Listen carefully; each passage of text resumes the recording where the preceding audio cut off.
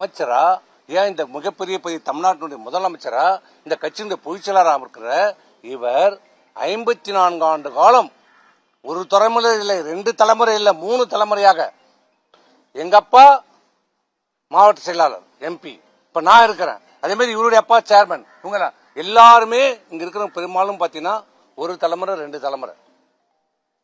இதுவரைக்கும் திமுக எதிர்த்து நாங்கள் அரசியல் செய்து கொண்டிருக்கிறோம்.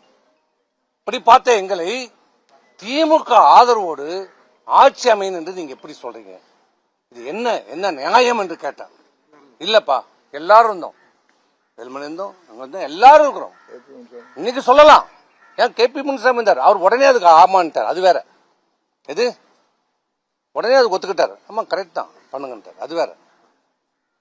நாங்க எல்லாரும் இருந்தோம். இது எப்படி நியாயம்? இது எப்படி மனசாட்சி நம்ம ஏத்துக்கும்? மக்கள் ஏத்துப்பாங்களா? மக்கள் விடுப்பா, அதெல்லாம் பாத்துப்பாங்க. ஏன்னா தொண்டர்கள்லாம் ஏத்துப்பாங்களா? தொண்டரை நம்ம செஞ்சு அதெல்லாம் சரியாயிடுவாங்கப்பா. ஏன்னா நம்ம மனசாட்சி ஏத்துக்குமான்னு கேட்டேன். இன்னொன்னு சொன்னேன், பொண்டாட்டி வீட்டுல போனா பொண்டாட்டி விஷம் வச்சு சாவடிச்சிருவான்னு. பசங்க நம்ம பசங்க சொந்த பசங்க காரி துப்புவாங்கன்னு சும்மா இருந்தேன். சொன்னதை தான் சொல்றேன். அங்க சொன்னேன்ல, இந்த வாட்சி சொன்னேன்ல, நானு சொன்னேன் இல்லையா? அப்புறம் ஏன் பேசுறீங்க? சொல்றேன், உண்மையை சொல்லுவோம். சொன்னோம். இல்லப்பா, இல்ல இன்னைக்கே சொல்லு, இன்னைக்கே முடியாதுன்னு இன்னொரு உண்மையை சொல்றேன். இது உங்களுக்கு ஏற்கனவே தெரிஞ்ச உண்மை, நீங்க ஏற்கனவே வெளியிட்டு இருக்கீங்க. இப்ப சொல்றேன், கேட்டுக்குங்க. ஏன்னா அவர் இந்த அளவுக்கு எங்களை குற்றச்சாட்டாரு பதவிக்காக, நாங்க ஒரு அமைச்சர் பதவிக்காக எல்லாம் போற. அப்ப இவரு என்ன சன்னியாசம்? இவரு என்ன இதுக்கு வந்த அரசியல் செய்யறவங்க எல்லாம் பதவிக்கு வரணும் தான் நினைப்பாங்க. இது இப்ப இவரு மட்டும் எதுக்கு இருக்கிறாரு? இன்னைக்கு எதுக்கு?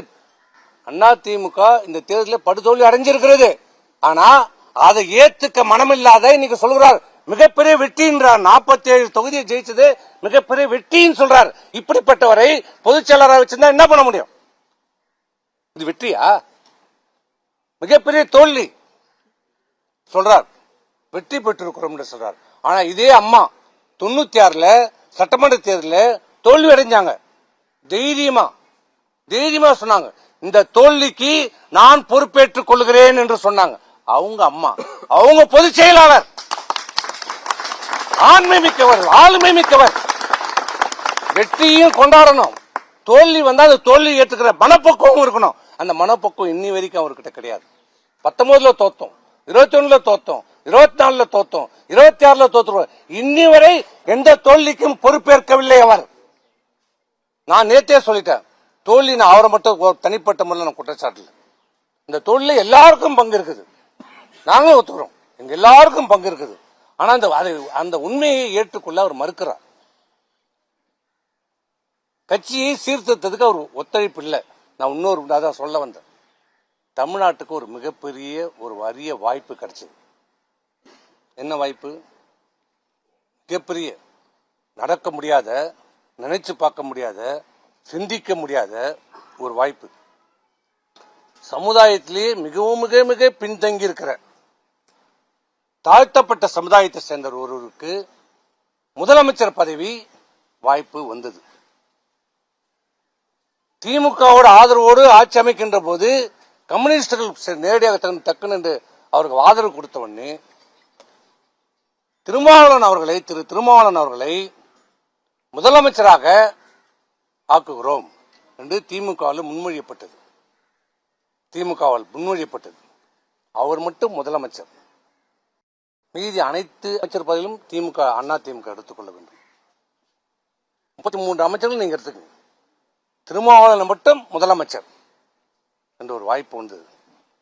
அது எங்களிடம், அதுதான் கடைசியா அந்த கூட்டம் போட்டோ காட்டினாரு, அதுதான் நாங்க போனது. அப்போ சொன்னோம், சரி திமுகவோட நம்மளால முடியாது, அவர் திருமாவளவன் ஒரு வாய்ப்பு வந்திருக்கிறது, சரி பண்ணிக்கலாமா சொல்லுங்க, அது என்னன்னு சொல்லுங்க. முடியாது, ஏற்றுக்கொள்ள முடியாது. அது எப்படி விடுதலை சிறுத்தைகள் கட்சின்னு ஆட்சின்னு தான் வரும்?